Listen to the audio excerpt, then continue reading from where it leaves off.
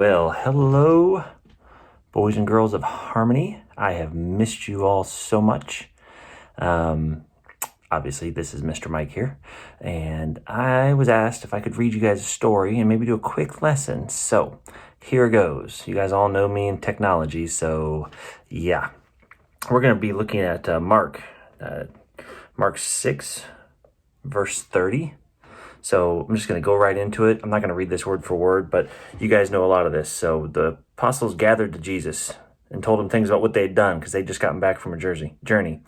And he said to them, "Come aside yourselves to this deserted place, all right, and rest for a while." For there were many coming and going. And they didn't even have time to eat. So they departed to a deserted place in a boat all by themselves. But the crowds, they saw them departing, and many knew, and they ran on foot from all the cities. That's how much they wanted to hear what Jesus and the disciples had to say. And Jesus, when he came out, he saw the crowds and was moved with compassion because they were like sheep not having a shepherd. And we all remember what Mr. Mike said about sheep. So he had this great amount of compassion for them. And he sat down and he began to teach them many things about God, about the law, about how to treat each other. And he taught so many things that the day just wore on and wore on. He had such compassion for these people. He kept teaching so much. They all looked around and went, "Oh, wait, the day's almost over." So the disciples came to him and said, "Hey, this is a deserted place and the hour's late. Send them away so they can go into the town and the country and the villages and buy themselves some bread, buy themselves dinner, basically, you know." They didn't have Wendy's right down the street where they could just go get a 4 for $4 deal, all right? So that was their plan because they didn't have anything to feed them. But Jesus answered them and said, "You give them something to eat." All right, there's a lot of people here, Jesus, you know?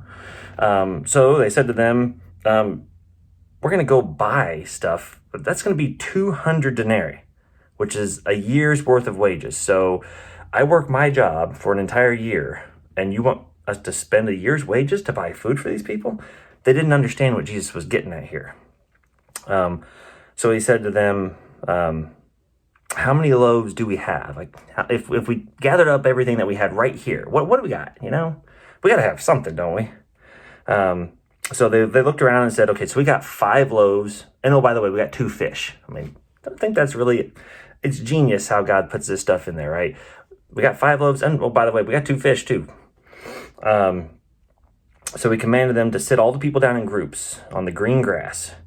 You guys like the fact that the grass is green right now? That just is awesome to me, with springtime coming, but sorry, I got distracted there. So they sat down and they took the 5 loaves and the 2 fish, and Jesus looked up to heaven and he blessed it. So, and he didn't just, when I envision this, how we get eating dinner and we get in a hurry and, "Dear God, thank you for this day, thank you for this food, and bless to our bodies." Amen.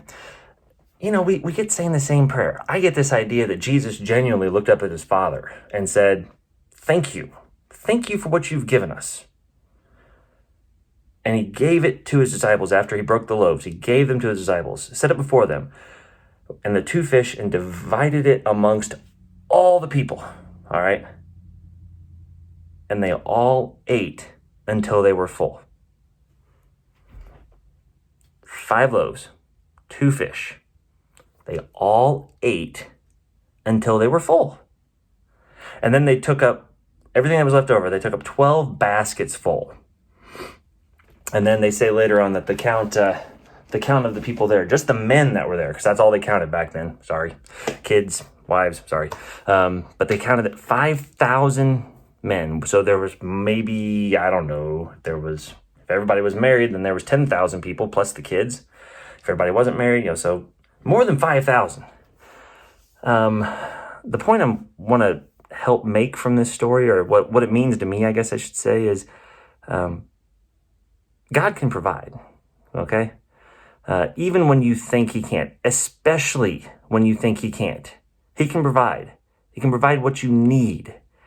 Now, I'm not saying that if you look up into the heavens with the latest game console and pray for the next one, he's going to give it to you, because that's what you want, all right? They needed food. He had compassion on them. God will provide what you need. And especially right now when I can't see you guys, you can't see me, we can't do our normal things, right? Hopefully this is really taking a second for you guys to take a step back and see what you need versus what you want. And if you depend on God to provide what you need, the Bible sits right there and tells us he will provide what we need. So that's the lesson I've got for today. I hope you liked it. I hope I didn't yell into the camera way too loud. And I love you guys so much. And I can't wait to be back in church seeing you guys. Take care.